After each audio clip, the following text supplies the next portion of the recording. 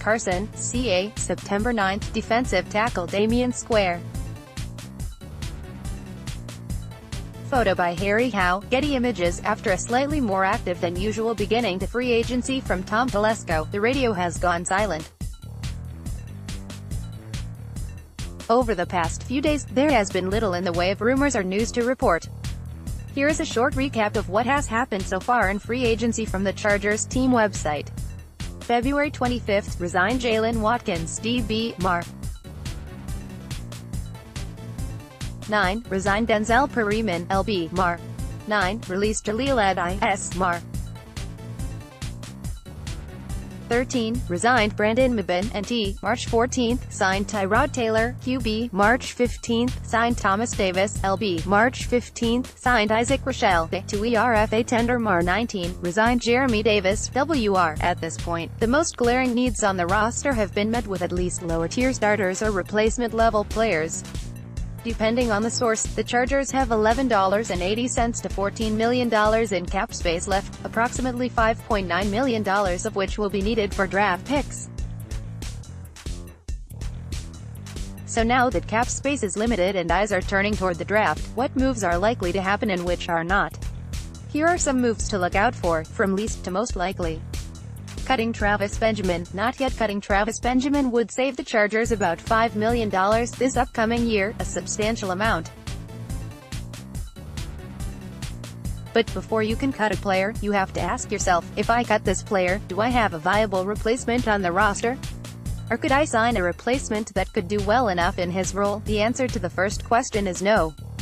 The total stats for receivers behind Benjamin on the depth chart are as follows: 2 catches for 21 yards, all from Jeremy Davis. The answer to the second question is more complicated, but still likely no. While there are some aging receivers left on the market, they are mostly there for a reason.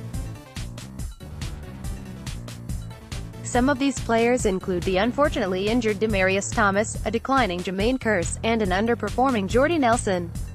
In a passing league where receivers are at a premium, just look at Tyrell Williams' new contract for proof. Saving $5 million is not quite worth losing a burning deep threat as a number 3 receiver.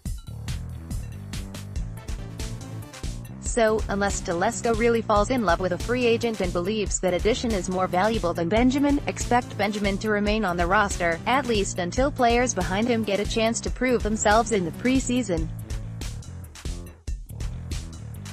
Signing a safety, unlikely but possible. There is clearly a large hole next to Derwin James in the deep secondary with the departure of Jaleel Adai. While I agree that we likely do not have a true, reliable coverage safety on the roster, Telesco has previously been hesitant to invest in the safety position. Furthermore, the Chargers are regaining Jalen Watkins into the secondary rotation. If the Bolts were fine rolling with Jaleel, not a free safety, Adai last year, why wouldn't they be fine rolling with the current rotation of players that they have now?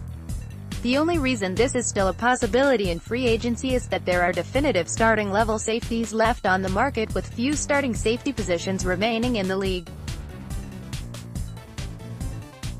Trey Boston, George Iloka, and Glover Quinn are 3 starting-level safeties available that could be signed at a reasonable price point. The talent on the market does make signing a safety an option for Telesco and crew, but consider investing in other positions to be more likely. Page 2 Carson, CA, September 30, tight end Antonio Gates.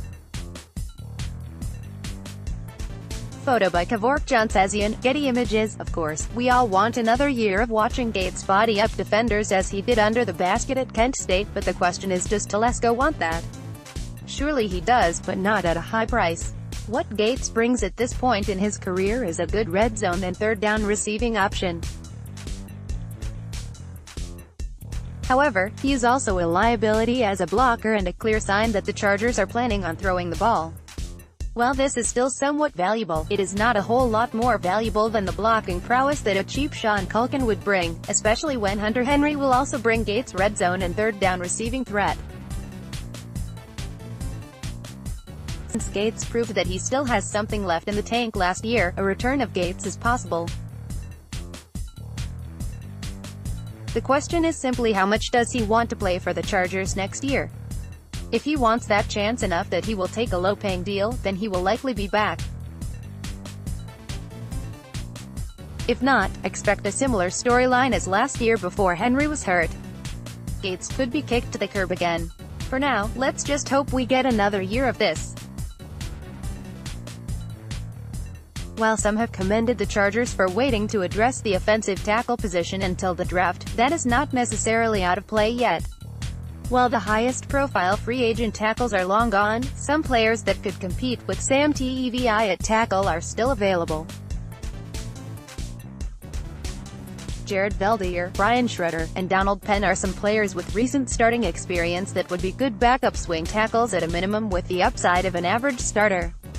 These players will not break the bank and will still allow the team to pursue other free agents. Before arguing against signing a tackle in free agency, know that these players should not be considered immediate starters. A starter could still be drafted in the first round, then a competition for which player will become the backup tackle will commence. Competition is never a bad thing in football. Without it, we would never see the emotional highs of Philip Rivers that bring us such joy. Signing an interior defensive lineman, near certain the current depth along the interior of the defensive line is as follows. NT starter, Brandon Mebane, backup, T.Y. McGill DT starter, Justin Jones. That's it, folks. More from Bolt Beat. The Chargers cannot rely on finding an interior defensive lineman and expecting him to start immediately. Telesco likes to draft for a player's talent rather than need when possible, and the current situation strongly pushes him to draft for need. At this point in their respective careers, each of the players above should be used mainly as rotational pieces. While the draft is certainly stacked with starting-level interior defensive linemen, free agency has quite a few options of its own. Look no further than Corey Liuget and Damion Square. These two are still available free agents that manned the inside last year. If you do want to look further, as Telesco should, Timmy Jernigan, Danny Shelton, and Rodney Gunter are other players that Telesco should take a look at. Simply put, the Chargers are not down on the interior of the defensive line in free agency. What do you think the next move is for the Chargers in free agency? Let us know in the comments below.